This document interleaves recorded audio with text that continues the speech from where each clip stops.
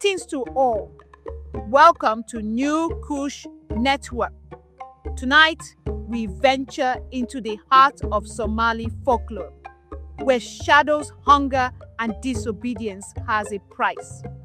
Before we begin, smash that subscribe button if you dare uncover African horrors hidden in the dark.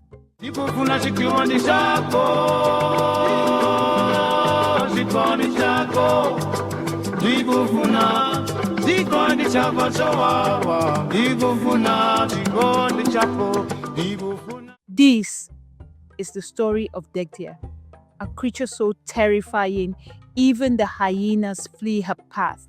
She's tall, she's slim, and if you disrespect your elders, she knows your name. Listen closely, for I will tell you a story that chills the bones of Somali children even now.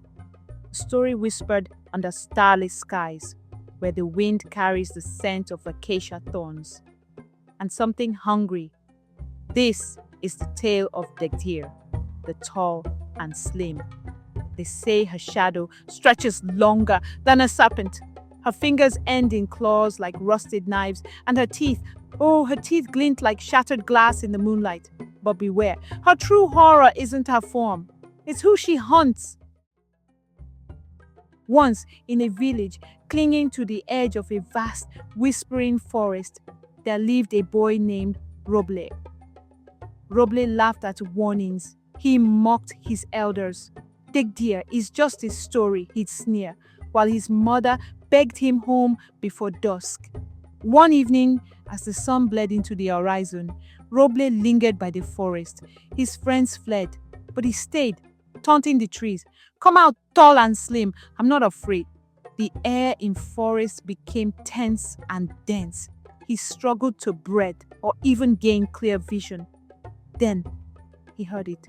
A click, click, click, like bones tapping stones. From the darkness, a shape unfolded, taller than a man, thinner than a corpse, eyes burning like embers in a funeral pyre.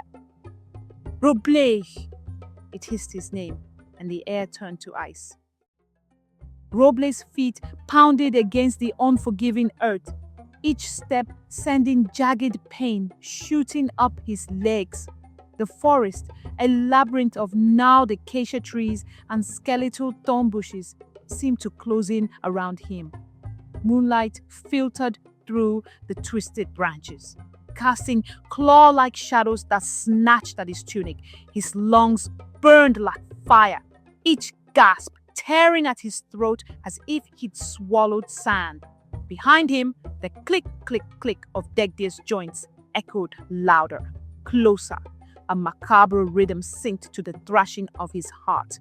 Thorns ripped at his arms, drawing blood that dripped hot and metallic onto the dirt. He dared a glance back.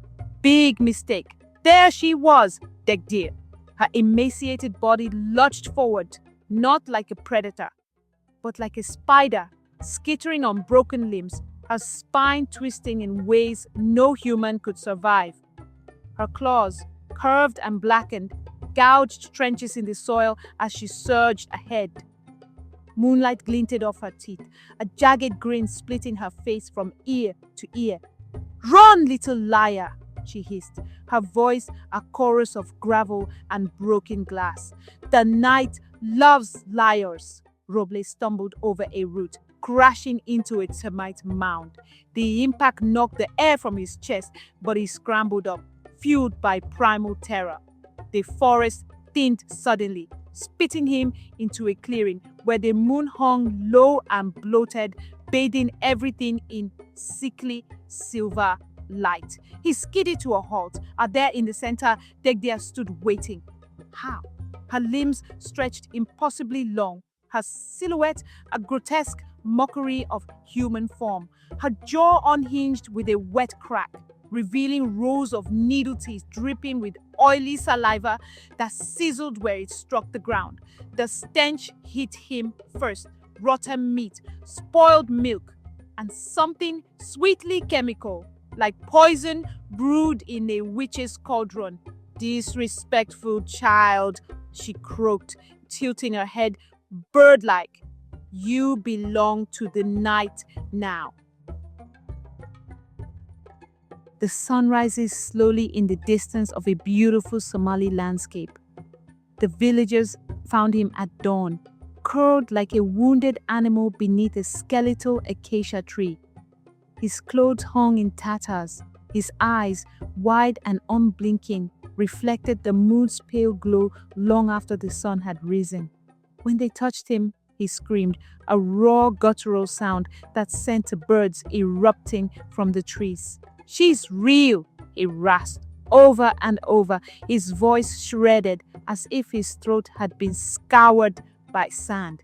His fingers clutched at the dot, carving furrows as he scrambled backward from imagined shadows. The villagers exchanged glances heavy with dread. They'd seen this before. She resolved the spirit of the forest, someone said in the distance. An elder, Ayeyo Hibo, pushed through the crowd.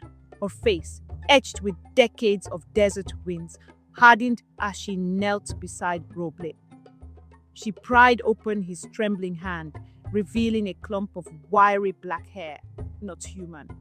A collective gasp rippled through the onlookers. Dhegdheer! Ayeyo Hibo spat, tossing the hair into a small fire. It crackled, releasing a foul smoke that stung their eyes.